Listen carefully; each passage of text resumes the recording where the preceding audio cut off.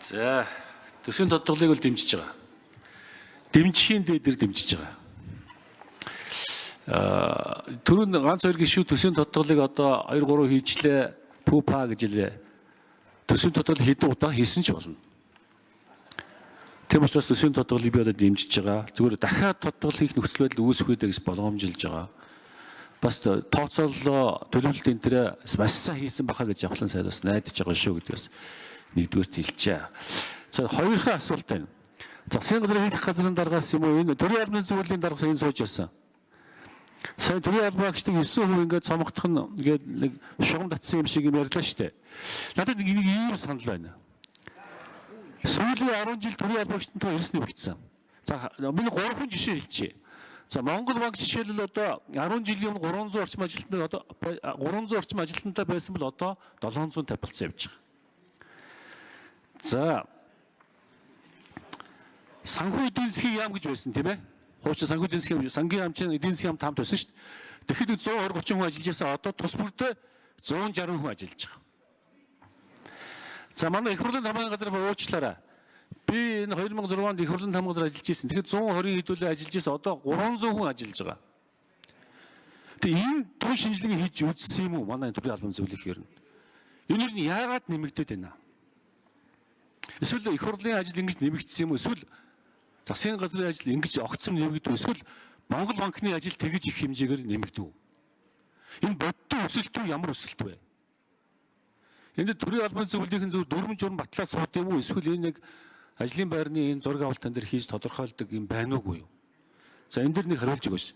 Бас хэрэглэх газрын дараа бас энэ дэр бас нэмж хариулж өгвөл их сайн байна гэж юм. За эхний асуулт нь юм байна. За хоёрдугаар төсвийн доктортой байдлын зөвлөгөөд юм хэдэн хүн сууж байна. Улсын их хурлаас сомлогддгоо. Сүртэй байгууллага байна. Баахан эрдэмтэн докторд орсон. Тэгээ та бүхэн засгийн газарт төсвөтэй холбоотой санал дүгнэлтээ өгж байгаа юу? Өгж байгаа бол та бүгдийн үг энэ төрийг авч гин үү үгүй юу? Тэрийг бодиттой хариулж өгмөр байна. Хэрвээ авдаггүй бол ингэж тийм одоо байгууллага байж суугаад ширэг байхгүй. Тийм учраас төсвийн доктортой байдлын зөвлөлийнхэн та нар ямар хэмжээний одоо санал дүгнэлтийг засгийн газраас гаргаж өгч байгаа? Та нарын үг энэ төр ер нь энэ засагт нөлөөлж гин үгүй юу? За ийм хоёр асуултыг асууч. За эхлээд засгийн газрын хэрэглэхийн дарга Бямцагт цайд хариулъя. Дараа нь төсвийн доктортой байдлын зөвлөлөөс 3 За алдарч авсан гишүүн бас маш чухал асуудал хөндөж байна. Ер нь одоо сүүлийн 20 жил одоо юу гэдэг 2005 онд Монгол улсын хүү амныг 2 сая 500 гаруй мянга байсан. За өнөөдөр бол 3 сая 500 мянга болсон байгаа. Ингээд аваад одоо 20 жилийн хугацаанд аваад үзэх юм бол 40% өссөн байгаа. 40%. За тэгвэл төрийн албаагчийн тоо 2005 онд 120 мянга байсан. Өнөөдөр үндсэндээ бол 230 мянга шахуу хүрч байгаа. Энийг аваад үзэх юм бол 80 бараг 90% өссөн. 90%. За мөн одоо төрийн албаагчид авдаг цалин 2005 онд дунджаар нэг 900 орчим мянга байсан бол одоо 2 сая 200 мянга болсон. Энэ дээр аваад үзэх юм бол 2.5 дахин нэмэгдсэн. Гэх мэтлээ ингээд ерөөсө нэмэгдээд л байгаа юм л да. За энэ төрийн албаагчдыг бас ингээд нөгөө улс төрийн албаагч нь 2500 онд байсан бол 2025 онд 3800 болсон байгаа. Төрийн засгийн албаагч 2005 онд 9400 байсан бол 2025 онд 21000 болж доо нэмэгдсэн. Төрийн тусгай албаагчдын тоо 2005 онд 22000 байсан бол 25 онд 49000 болсон. Төрийн үйлчлэгийн албаагч нар багш эмчнэр 2005 онд 85000 байсан бол өнөөдөр 152000 болж нэмэгдсэн. Үндсэндээ ингээд 2 дахин. За төрийн үйлчлэгээ бол ойлгож байгаа. Төрийн тусгай албаагч бас ойлгож байгаа баг. Яг харахгүй одоо хүн амын тоо өсөж байгаатай холбогдоод төрийн үйлчлэгээ, сургууль, цэцэрлэг, эмнэлгийн одоо хүртээмжтэй байдал бий болгох. За цагдаа зэрэг бас аюулгүй байдал, ард иргэдийн хамгаалан тайван байдлыг хангах гээд хүн амын тоотоос уйлдах баг. За энэ дээр нэг нэмэгдэж байгаа бол сая таны одоо хэлж байгаа төрийн захиргааны албаагчдын тоо. Монгол банк 350 байж байгаа 750 болцсон. Улсын их хурлын тамгын газар 120 байж байгаа одоо 300 гаруй болцсон. Гэт ингэ ярьж байгаа энэ хэмжээгээр одоо бүтээмж нэмэгдсэн үү? За цалин бол нэмэгдсэн байна. Байгууллагын тоо бол нэмэгдсэн байна. Урсгал зардал бол 2005 онд 500 гаруй тэрбум байсан бол одоо өнөөдөр 24 их найд болж 44 дахин нэмэгдсэн. Гэхдээ одоо энэ бас мөнгөний ханшийн уналтаар тооцогдох байх л та. Тэгэхээр энэ дээр л одоо биднээс нэлээд том дүн шинжилгээ хийж үзэх хэрэгтэй байгаамаа. Ингэж цаашдаас илүү анхаарч ажиллахгүй бол одоо зайлшгүй анхаарах хэрэгтэй. Даргын тоо бас нэмэгдсэн.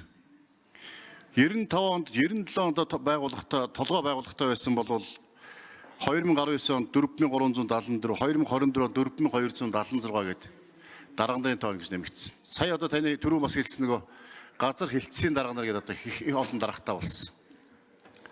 Нэг хүнд ноогдоход даргын тоогоороос дэлхийд тэргүүлж иж магадгүй. Тийм болохоор л одоо энэ дээр анхаарах хэрэгтэй. За 9% орон тооны цомогтхлын асуудлыг бол сая 26 оны төлөвлөгөө хэлэлцэж явах үед эдийн засгийн хөгжлийн сайд маань оруулж ирсэн. Бид үүнийг бас баталцсан. За үүнийг л одоо бас хэрэгжүүлэх хүрээнд ярьж байгаа. Гэхдээ энд бол ямар нэгэн хүнийг одоо бас цомогтоход ажлгүй болохгүй. Одоо байхгүй байгаа сул байгаа орон тоог тийм үү нэмж хүн авахгүй царцаах замаар үндсэндээ бас аль болох одоо төрийн албаа гчдыг хохироохгүй байхаар ийм одоо зөөлөн одоо газардуулах ийм бас бодлогыг хийж хэрэгжүүлж энэ бас тодорхой хэмжээний бас төрийн албыг цомхон чадварлаг болгох энэ талд бас анхаарал хийж байгаа. Засгийн газар хэлэх газраас цаашдаа бол илүү одоо саяны хэлсэн тоонууд дээр илүү наривжилсан бас судалгаа хийж одоо гүн одоо цаашдын шинэ одоо шийдэл одоо бодлого бас гаргана гэсэн тийм бас төлөвлөгөөтэй ажиллаж байгаа гэдэг хэлье. За төсвийн тогтвортой ажлын зөвлөл 3 намрын эндрийг их хурлын гишүүд 3 намрын эндрийг чөлөөлж өгөөрэй. Сандаг гишүүн хамт хариулах гэдэг нь. За эрхэм гишүүн алдарч хохлон гишүүний асуултанд хариулъя. Төсвийн тогтвортой ажлын зөвлөлийн гишүүн Инх бат. Тэгэхээр төсвийн тогтвортой ажлын тухай хуульд 2024 оны 7 дугаар сарын 7-нд бол өөрчлөлт орсон. За энэ өөрчлөлтөөр бол төсвийн тогтвортой байдлын зөвлөл орон тооны байгууллага 7 гишүүнтэйгээр томилогдож ажиллаж ирсэн байгаа. За өөрөөр хэлбэл 2024 оны 1-р сарын 11-ний өдрийн улсын их хурлын 4-р тогтоолоор энэ 7 гишүүн маань томилогдсон. За өнгөрсөн хугацаанд 24 оны 3-р сарын 15-нд төсвийн тогтвортой байдлын тухай хуулийн 16-гийн эшлэрх 5 дээр үндсэн 6 чиг үүргээр ажиллахаар хуулиар заасан. Энэ дагуу бол төсвийн дунд хугацаанд төсвийн өрөөний мэдээлэлд ашиглах макро эдийн засгийн үндсэн үзүүлэлтийн таамаглалыг боловсруулах, за жилийн төсвийн төсөл дүгнэлт өгөх, за мөн жилийн хөгжлийн төлөвлөгөөнд дүгнэлт өгөх, за засгийн газрын санхүүгийн нэгдсэн тай. за нэмж 1 минут өгье. Улсын төсвийн гүйцэтгэлд бол дүгнэлт өгөх гэх зэрэг бол чиг үүргээр ажиллаж ирсэн. Тухай бүр бол эдгээр танилцуулга дүгнэлт зөвлөмж материалуудыг засгийн газар эдийн засгийн хөгжлийн яам сангийн яамд хургуулж ирсэн. За өнгөрсөн хугацаанд миний тавхан тавьсан хэлэх үгэн дотор бол эдийн засгийн хөгжлийн яам сангийн яам маань нодлон жил бол манай дүгнэлтийг тодорхой хэмжээгээр бол хүлээж аваагүйгээр төсвийн төслөө боловсруулж батлуулж байсан.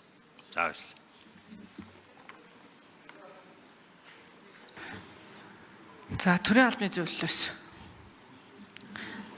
алдарч хохлон гишүүнд бас мэдээлэл өгөхөд сая дэгийн тухай шинэ хуулиар төсвийн тогтвортой байдлын зөвлөлд бас эртхэн мэдээллийг хүргүүлдэг, дүгнэлтээ сайн танилцуулдаг эрх зүйн орчин бас нэлээд сайжруулсан. Тэгвэл энэ мэдээллүүдийг авч чадахгүй байгаа байхгүй төсвийн бүстэй холбоотой мэдээлэл. За 4 намрын ажлын хэсгийн микрофон. За алдарч хохлон гишүүний асуултанд хариулъя. За тоо баримтуудыг сая бямцах цайд хэлжлээ. Ер нь засгийн газрын хэрэглэх газартаагаа төрийн албаны зөвлөл сангийн яам тоо баримтуудын цэгцлэлтийг нэлээд сайн хийж байгаа системийн одоо шинжилгээ хүрээнд.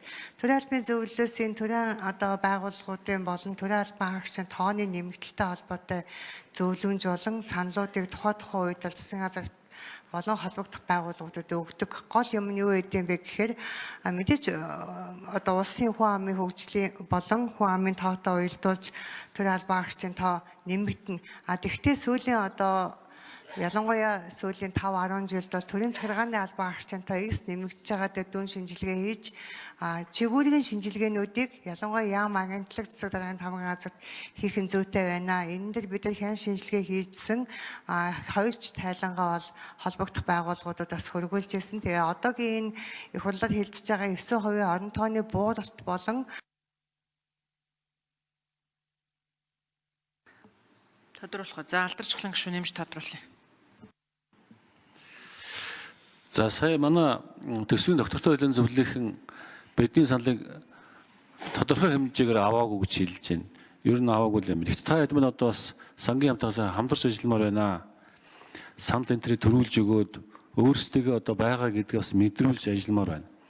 За би төрийн албан дээр ийм шаардлага тавиад байж төрийн албан зөвлөлийн дарга та хэд мань одоо миний саяны хэлсэн ийм жишээнүүд байна шүү дээ. Монгол банкныхаа одоо 10 жилийн дотор 350 төрлийн албан багч 700 болчлаа гэдэг шүү дээ. Яг яагаад ингэж өссөг энэ бүтцийн шинжилгээг өөрчлөлтүүдийг судалж үзмээр юм биш үү? Автоматар 9% хасъя гэж яхаар энэ өссөн байгууллагууд яагаад 2 дахин өсч юу?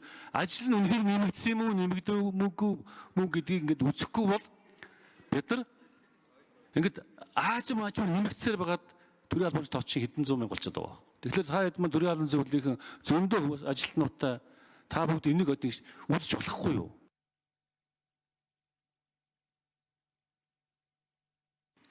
За Бямсагт цаад хэрэглэхийн дарга. Тэгээ алдар жавхлан гишүүний хөндөж байгаас л маш зөв. Бид нэлээд тийм том орон цогцоор нэг дүн шинжилгээ хийж үзээд цаашдаа бас шинэ шийдэл бас бодлого гаргах цаг нь болсон байгаамаа. Одоо төрийн албаагч авч байгаа цалин дөрөв би 2 сая 200 дунджаар гэж хэлсэн. Гэтэл одоо ингээд янз янзын нэмэгдлүүдийн бас нэмээд ирээд үзэхээр хамгийн дээд нь 280% нэмэгдэл авчихна.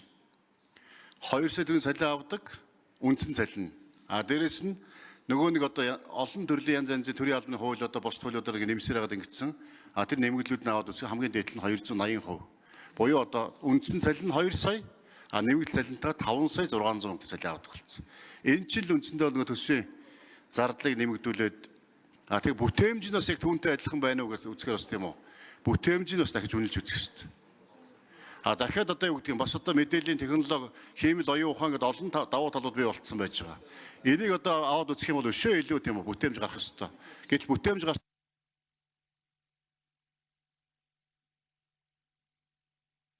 За төрийн албаны зөвлөл нэмж хариулъя.